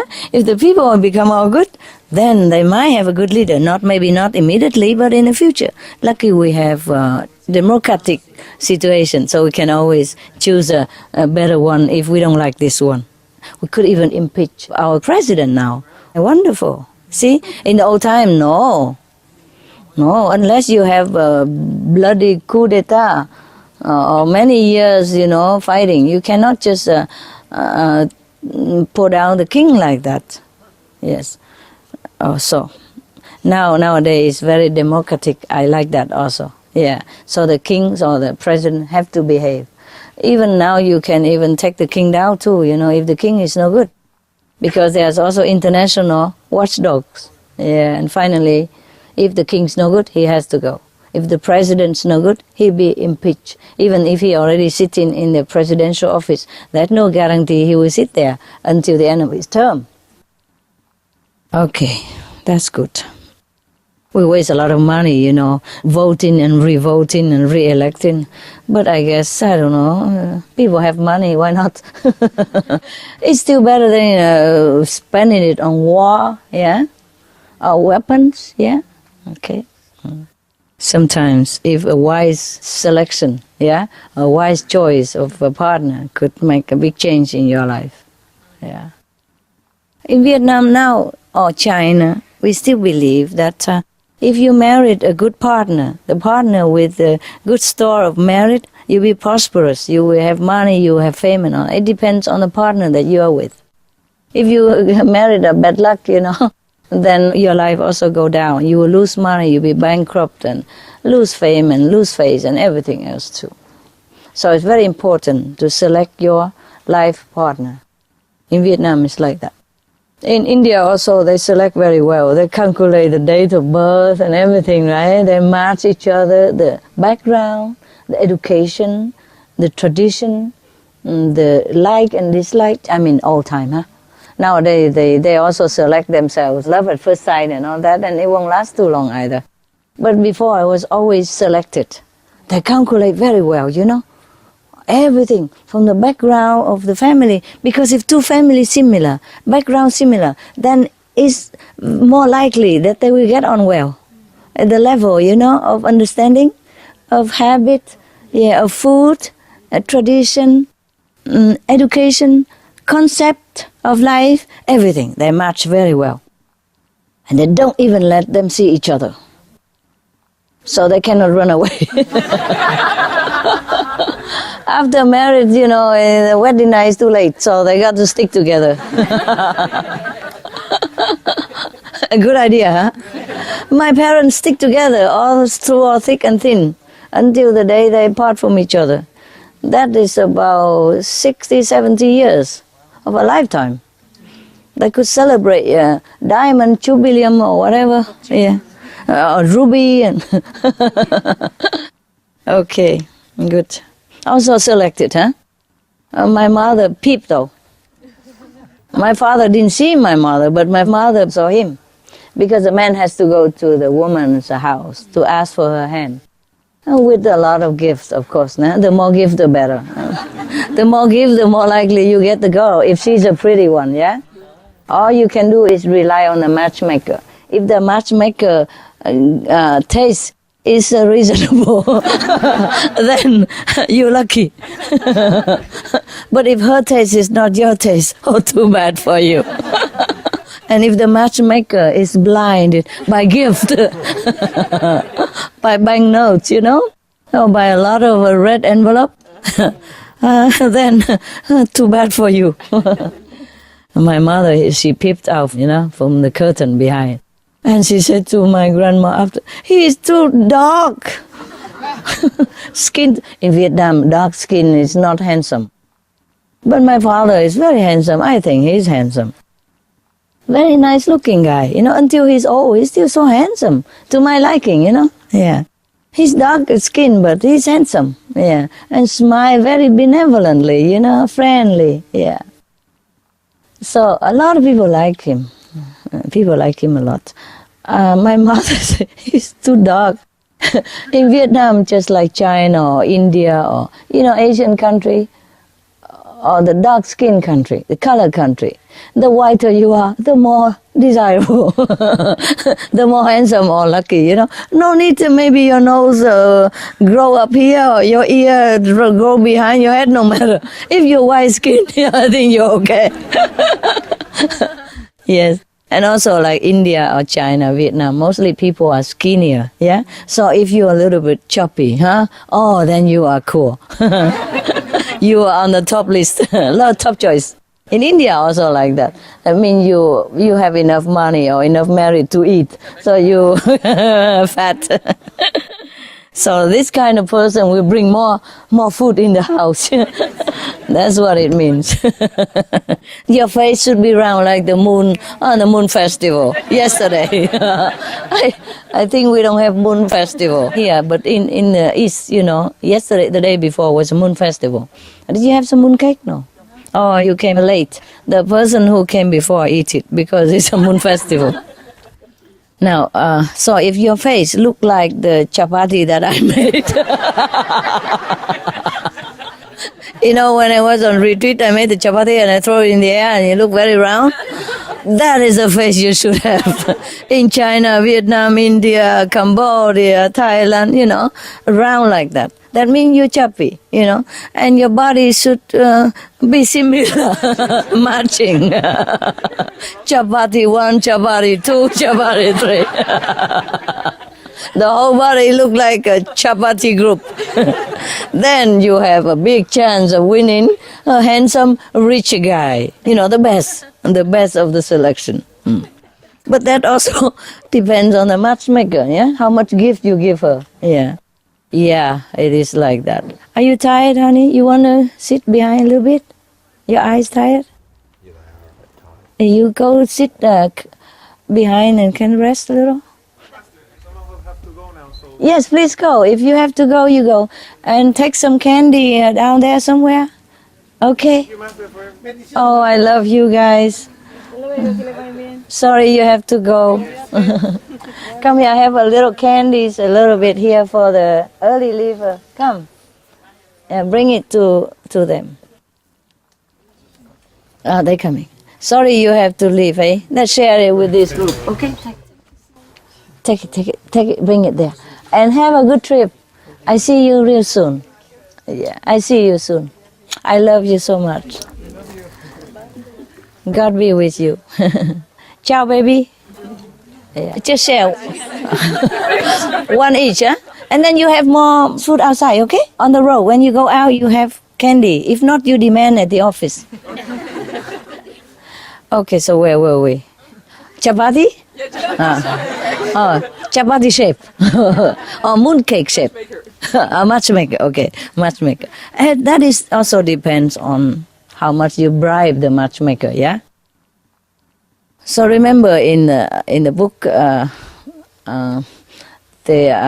autobiography of Yogananda, his sister was very skinny. Remember? They say, it is a skeleton for your study, remember? Because also he did not see her before married. Because matchmakers say it's good, so he married her. And then he doesn't even go near her afterward because she's too skinny. For Indian standard, that's not chapati shape. I don't mean flat like chapati, I mean round, all over. We could say, not chapati, we could say the roti, huh? Vegetarian roti. In India they have similar to chapati. They put it in the deep fry and then it puff. Puris, yeah. Yeah, puri shape is the best. Not flat, round all over and puff up. And also in the old China, there was a story, a legend about a beautiful girl who has to be married to another smaller, like tribal country. Originally, she should be the queen of China at that time. She didn't bribe the portrait painter. So the portrait painter painted her ugly. She did not what? She did not? She didn't bribe the... She didn't bribe? The portrait painter. Yeah, right, okay. Because in the old time, we don't have this video camera. We don't have Nikon or Canon either. So it relies on the painter to paint all the beautiful women in the country and bring the portrait to the king to select. And everybody bribe him because depends on how beautiful he draw, then you get the king's attention or not. And she was the most beautiful in the country. But I don't know why she didn't bribe him. What the reason she did not bribe him, you remember? Not enough. Maybe she didn't have money? Maybe compared to other ladies. Yeah, maybe she didn't bribe enough. Maybe she was thinking she's beautiful, she didn't have to. Who knows? All the boys were chasing her. Her fame spread far and wide already. What need to bribe the painter? Maybe she didn't treat him respectfully enough. Not just the money, huh? Yes. If she was humble and say, maybe I don't have money, and then she treat him with humility and respect, then maybe he would have drawn her truthfully. But instead of drawing her with the true beauty, he put a big black mark here, perhaps. Or instead of her eyebrow like a beautiful caterpillar, he make it up here. Or shorten a little bit, yeah? Or her nose flatter than it is, or her ear a little bit like elephant, who knows? Just a little bit on your face, make it big difference. Yeah? Like your cheekbone go up here or go down there, make your face look completely different. And that's why we are all different, even though we have the same feature. Nose here, eyes there, ear there, but every of us look is a complete different creation, eh? You love the thorn, don't you?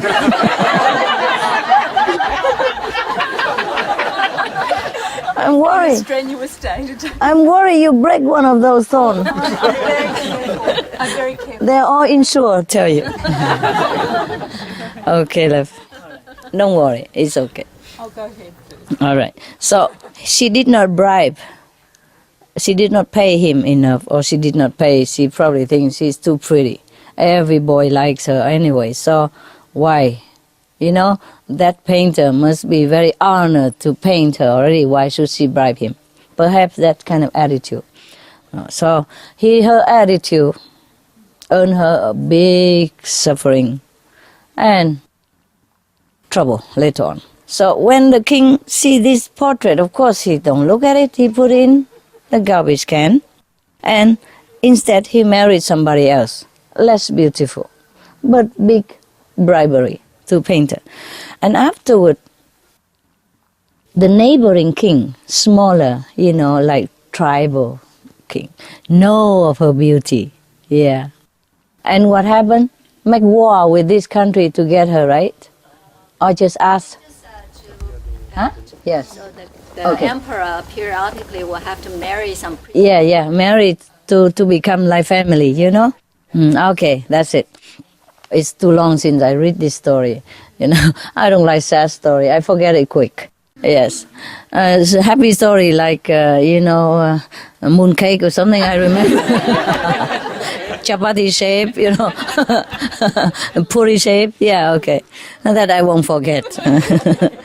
All right. So the Mongolian, it's not like tribal, but according to the Chinese emperor and royal policy, they are aboriginal people, jungle people, yes. They are also very strong and aggressive. What? If you treat me like that, I show you who is who, right? Also, so they often make a lot of war between the borders, or sometimes go deeper into the land, and they are strong warriors. The Mongolian are famous for that. And their horses, like Mercedes of our time. The best horses ever. Because they live in the desert, you know? And they have miles long without any village or thing like that. The Mongolian have big desert, you know that. And so they train their horses, they bred only the best. And their horses, they're strong and best and trained in war, you know, excellently. Their men also trained in war excellently. Because they live in desert, you know, they were kind of wandering nomad as well. So they're strong. They live in nature, you know, they breathe fresh air. They running on horse all day long. They eat fresh food. They breathe fresh air, you know, and they're used to taking what they want. If they go, this area have no grass, they go to the next. If you don't like it, too bad, you go.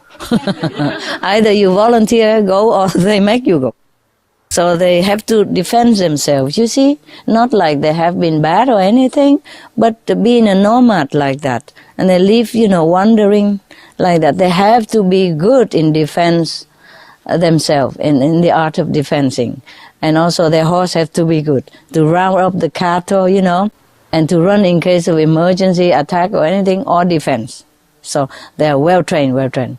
So if they are near the border China or nearby or inside a little bit, and if the people don't let them graze their cattle or make trouble for them or don't sell them what they want or look down upon them or anything, then they would retaliate. You see what I mean? So they were not probably aggressive per se, but the situation forced them to do that. Yeah. That's true. They were already in India, Vietnam even. Somehow God doesn't want them to continue. So the bad karma, even they retreat. So at that time even China afraid of them. And you know China is already very strong and powerful. Still afraid of these so-called tribal people, you know, wandering people. So in order to pacify them, he wanted to pick a beautiful girl and marry to the leader of the Mongolia at that time. The prime minister picked her, huh? I don't know who picked her. The scheme was to pick someone not so beautiful to marry off, because he wants to keep the beautiful one. Oh, I see. Jane got picked because her portrait. She's not too beautiful. Yes. And then when she came and presented herself to the king, yes. Because even beautiful or not, they still all have to gather in the capital hotel somewhere, waiting to be picked. You see, first the king look at the portrait, and then see which one come in to see him. So anyway, she is not that beautiful. And then he picked her and then promised to bring her to the Mongolian king, already waiting outside somewhere. Something like that. If the story is not correct, never mind. I want to drive home something else. It's so long since I read it. Yes. I did not even read it. I think I read it in some of the scripts, you know, theater, yeah. And sometimes theater, they change a little bit, you know, to make it dramatic or more lovely. Anyway, so the king of Mongolians already promised this woman in the portrait. The king, okay, right away. You know, for Mongolian, he's not picky. And maybe, because, you know, he's running around on horses, and all he see was grass and trees and mountain, desert, all day long. So if he pick a woman, he's happy already, you know? Because at least she is tender skin and whiter than the woman in his country. You know why? Because they are wandering folks. Most of the women there will be weathered, you know, by the sun and the moon and the wind, yeah, and the hardship of wandering. So the Chinese girl, and this kind of already, inside the four walls at those times, the girl are not allowed to go often alone, you know? So only occasionally they go out. You know, festival or something special, they're allowed to go out of the house. Mostly they are walled in. Yeah, your virtuous girl, just stay inside until some matchmaker come along and tell you that you can go out and marry. You see what I mean? Old time is like that, yeah. So anyway, for the Chinese girl, at least they are tender face, you know, white and sophisticated. They live in the house. They have things, you know, makeup and all that. And the Mongolian girl running around in the sun all day. Of course, they're different, eh? Yeah, some like it tan, but some like it white, yeah. So anyway, the king of Mongolia, even though the king of China don't feel she's beautiful, but the king of Mongolia feel like, oh, one of the king concubine, that is okay already for me. He loves it already. I guess he doesn't care much about beauty, or maybe she's beautiful enough for him, or maybe somebody told him that she's beautiful already. Who knows? Yeah. Yeah, maybe he has a spy, you know, knowing which one. Maybe he select her. He say, I want that one. And the king say, okay, this is no problem. Oh, we just make up the story as it goes along. So, okay, promise already. And of course, she'll come to present herself to the king the day she's going to another country. So he will give a little dowry, yeah? And, you know, just to be nice, because she's now is a queen of the next nation, you know, even though they look down upon them like tribal, but they are strong and they're making trouble. So better be good to them. So she come in and he presented. And the king, of course, have to do that, yeah? Be good girl, go there and be good, okay, like that. So when she present herself to the king, his heart dies. And he was so angry. He called everybody, how come you draw her like this? She's like that. She's the most beautiful girl he has ever seen from all the selection that he has. But it's too late. Already promised. You see, it's a wedding day. Cannot take back. A king cannot take back his promise. It means war. And the Mongolian already means war. That will mean double, triple war. Yeah, take my wife, are you kidding? And you know how man is when you take their girl, right? Oh my goodness, the king died inside. His heart died. Too late, you know. And that is the epic of the most beautiful, frustrating love story of Chinese history. Whew. Then, you know, the Mongolian king very happy. Make peace with the whole China. Be a good son-in-law and all. Yeah, every year bring present to China. Good. Good friend. And the king of China. Ever since that day, he can't eat, he can't sleep. He became lovesick of her. But too bad. Too bad. And of course, he punished the painter. Yeah. What can he do now? So that was a very frustrating love story. All the Chinese know this story. There are some famous love story of China. If we have time, I also chip in, let you know a little bit. Yeah, your love story pale in comparison.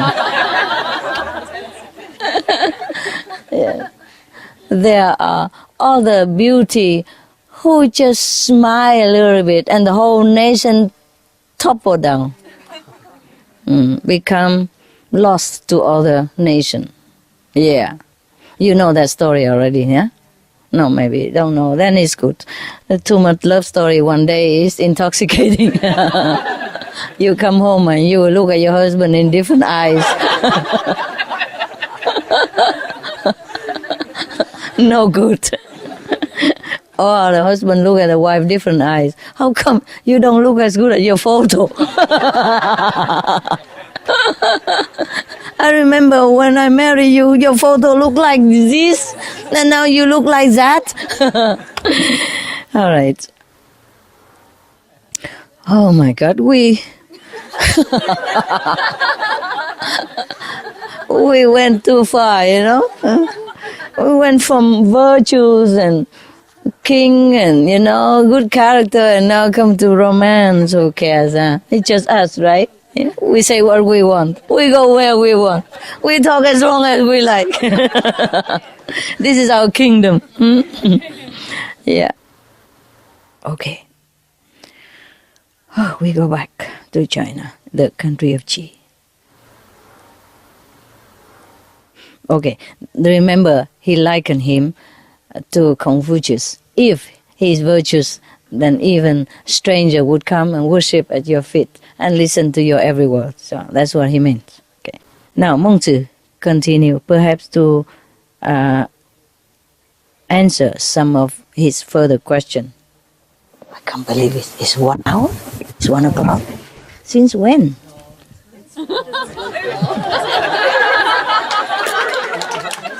Okay. All right. Okay. Now. Okay. Good. So, Mengzi continues to say to the king of Qi, the great king, the good king of a nation, use compassion and kindness to rule his subjects. Then, of course, all the subjects will love him, respect him, and obey him, and love him from their heart. Yes, and glorify his name. Yes, but on the contrary, if he, the king, uses cruelty,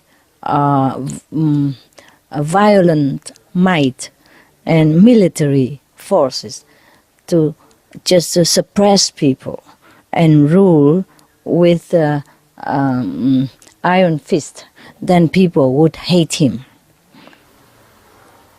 And people would curse him, and degrade him in their speech, behind his back. Something like that, So if you have kindness, gentleness, then you will be glorified. If you have cruelty, then you will be degraded. Yes. He continues saying, all the kings at this time all hate, to be degraded, to be defamed, and to be cursed. Yes. But they continue their degrading rule. They don't want to be degraded, but they use degrading policy. Yes.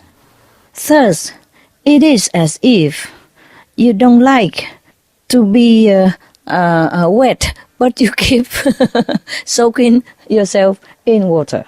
Yes. Or you don't like to be flooded, but you continue to live in a low bank of the river.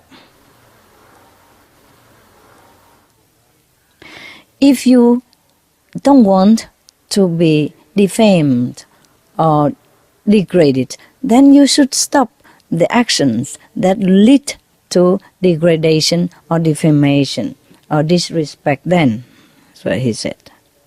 The king should do thus, like respecting the virtuous persons, utilize and promote talented people, the one who can govern, and looking for the good and clean person and put them in a good position, worthy of their character, and looking for able person and give him promotion according to his merit. When the country is in a peaceful period of time, using this time, easy time, to rebuild the country, reorganize the government system, and reconsider the national law. Like whatever law is good, we keep. If it's too extreme or too unmerciful, then change it, or change to better law, or cut off some law, something like that. Yes. If any government leader could do these above mentioned things, then even a greater nation will be fearful of your kingdom. Good, huh? All you do is just be virtuous, then a great nation cannot do anything to you. It's true like that, no. It's true. Nowadays it's the same. Look at Switzerland. Nobody bothers them. Because they know how to do. They mind their own business, but they are strong. They don't have war with anybody. They don't want war. They want peace, but they're strong enough to protect peace. Many other countries in Europe, they take care of their people. They really consider their people's happiness and satisfaction. So they don't have problem with any other country. And no other country also make problem with them. Even talking about, the extreme group and all that, they also don't bother these kind of countries. You see what I mean? Yeah? No war at all. No sign of extremism. See? This is really a good example. Yeah. So Meng Tzu continue. He's teaching. One more page. He continue one more page for this king only. Oh, every day he see kings, I just pick at random. I don't know, before there might be more kings. Or before there was Confucius then. then many other kings went to Confucius. And this is a time of Mengzi, one of his successors right now. Mengzi continued to tell the king of Qi, if while the country is in peace and harmony, everything going well, and you are using this leisure time to pursue your personal, physical desires, and do not try to reorganize the system of the country, improving the governing body. That means you have disrespect for your subjects. In that case, the king will himself invite disaster to himself personally, and then you will also lose the throne or even the nation. So he concluded that the country prosperity or destruction depends all on the king. Well, he's more strict than I am. He blamed everything on the leader. I didn't do that. I said, well, we cannot blame the leader alone. Here he did. So Mengzi continued to lecture the guy. Yes. He said, suppose a king know how to respect the virtuous and the talented, the able, the capable people, the professional, the expert, yes, and also promote the good person, talented person to their worthy position, similar, then many good people, virtuous people, educated people, scholars in the country will be very willing to coordinate and support the king, protect the king, work with the king. He continued. He said that human beings are born originally with goodness and kindness. Nobody truly has the heart to harm somebody else. Yeah? The previous kings, because they nurture this loving heart, so they always have no cruelty to harm any of their citizens. Therefore, they win the heart of the whole country's people. They use love, they use mercy to incorporate into their policy of governing the country. Thus, under their government, under their governance, the country was easily pacified and people live in happiness. Yes. Continue. Just one more. It is true like that. We talked already about the European country, huh? Yes.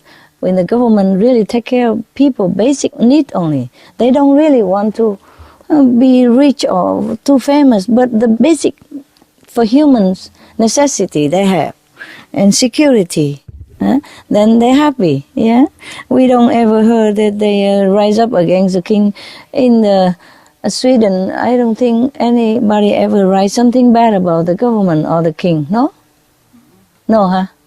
Any Swedish people? No, it's a very peaceful country. People don't criticize the government or against them or anything. I think their royal household is very beloved.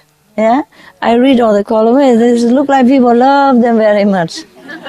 Yeah, Denmark also, like even the princess is married into the royal household. She's a commoner only, but people love her and respect so much, because she also behave very well. And the country is good, so attract a good princess also, you see? So people love her and love the royal family all the time. There's never anything bad written about them. Denmark, yeah? Okay. Sweden also, huh? Yes. Sweden king married a German girl, huh? And also respect and love, and they love to gossip about them all the time. Not gossip badly, just whatever she's doing today, the newspaper, right? Buy immediately. Or the magazine, newspaper, always put her picture in the front so that they can sell the magazines, ever since she became the Queen of Sweden. Yeah? And she was just a common citizen of Germany. Yeah. Well, according to the story, is that true? Any German people here? You don't know nothing? That's what I read. Yeah, and even then he has to pursue her very diligently, according to the story again. I wasn't there. All right. So if king and queen, even though maybe not practice Kuan Yin method or anything, but rule with mercy and kindness, consider the citizens' well-being, then the country is just naturally be peaceful. People love them, and this loving, supportive energy will keep the country strong and at peace. And other countries will see that, they're so united. It's not easy to break it. They don't want to make war with such a united country. Understand? Because the chance to win is very minimum. Besides, they don't have any excuse to go and make war with such a country like that. How? They could not have a heart to do that. Even bad people also respect goodness and recognize goodness. If they're truly good, they recognize it. Yes. So you see, all these countries are in peace, and happiness. Yeah, all right. In general, In general, yes. Now, Mengzi continue. His last advice for the king of Qi. All beings under the sun respect the following 3 things. First, position of power. Position, anyway. Second, age. Third, virtues. All beings under the sun respect these 3. So, the royal court, then the position is the most focused on, respected, of course. In the royal court, the higher position, the more respectful people feel about that person. Yeah. So, in the royal court, a position of power is the most focused upon, Prized, the most prized, correct. Thank you so much. This is written in Vietnamese, and it's translated perhaps from Chinese. And now I translate it spontaneously into English. And English sometimes don't have enough word, and I am also stuck, Okay. It's many years, decades since I translate something from Vietnamese into German at the records, remember? So now, okay, but you understood the essence of it, the main point, that's important. So he continued, In the royal court, the position of power is the most prized. In the small community, village, town, age is the most respect, Not prized again, come on. Give me some other words. Almost, I say, value. Good, thank you so much, guys. 3 heads are better than none. And what heads I need, So many. Okay, for one word, there's so many heads needed. All right. No wonder in the old time the king had so many, officials and eunuchs, concubine, because he needs so many heads, as many heads as he can contain within his household. Okay, now in the village or small town, age is the most value. If we discuss about supporting the king, educating the citizens, then we have to select virtue. Yes, like royalty. Of course, for the king, you have to be royalty, diligence, correct, yes, and honest. Yeah, and to the family, you have to respect the elders. Yeah, take care of parents, take care of the younglings, be good to the neighbors. Yeah, treat the animals kindly, etc. Treat the servant with mercy. Yeah, and correctness.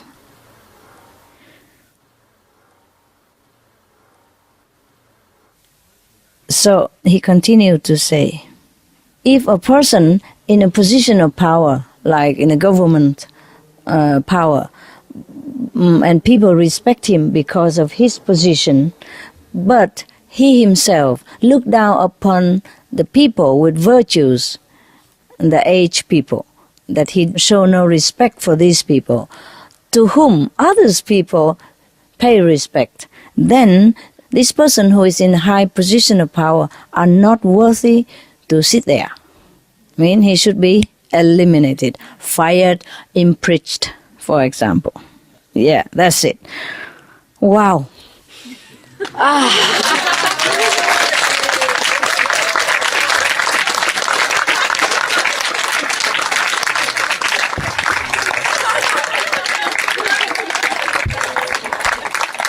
Finally, wow, what a lessons. Fit enough for a king. A lesson fit for a king, huh? So I treated you here all like kings and queens. Yeah. You hear the lesson for kings and queens, for leaders of the world. Then who are you? Huh? Kings and queens. I find that you fit enough for these, royalty lessons, no? Yeah. So each one of you is a king and queen in your own world. You behave like this. Then you can govern your planet. Your mini planet. Very good lessons, huh? Very good lesson. You see, the more powerful our position is, yes, the more we have to be humble and select the virtuous people and have to respect the old age people. Because they're older, they are wiser. Even not they have been serving, the world all their life. So now they're older, they're feeble, and, maybe ill. We have to take care of them. This is a very good policy, you see. So if a person is in a power position who be able to do this and don't do it, then of course he's not worthy to sit there, no? Even if he hosts a cooking show or not host a cooking show, if he doesn't respect the virtues and the elderly, which everybody else respect, then there should not be a leader at all. Well, we like to see those leaders, huh? And we probably have some, yeah. And good for whatever nation that have such leaders, because they're lucky. Okay, I go a little bit, refresh, change, spend some time on clothes and jewelry. And makeup, yeah, so that I feel refreshed and change into a new energy, Because if I keep wearing this, I probably say the same thing again. Because I'm still there, That's the point. Changing, you become a little bit different, more refreshed. Like you haven't done anything yet. You see? You're fresh, you're new. I feel like that. So even though appearance it doesn't count much, but it helps. Jewelry and clothes doesn't count much, but it helps. It truly helps. Yeah. Like new, Like I just started now, fresh, you see? That's why I took care of the Chinese and all that and do all kind of things and make them happy. And I went in changing. I come with you like I haven't done nothing yet. I'm energetic again and full of new ideas again. and serve you to the full. Yeah, like I haven't known the Chinese exist over there. Okay, you may continue sit here, and I will visit another nation. Okay, your neighboring tribe. Pacify the world. You see, I practice already this morning meditation. Yeah, and I take care of my household already. Only myself anyway. My family, and I govern this country. Now I pacify the world. I go next door. Yeah.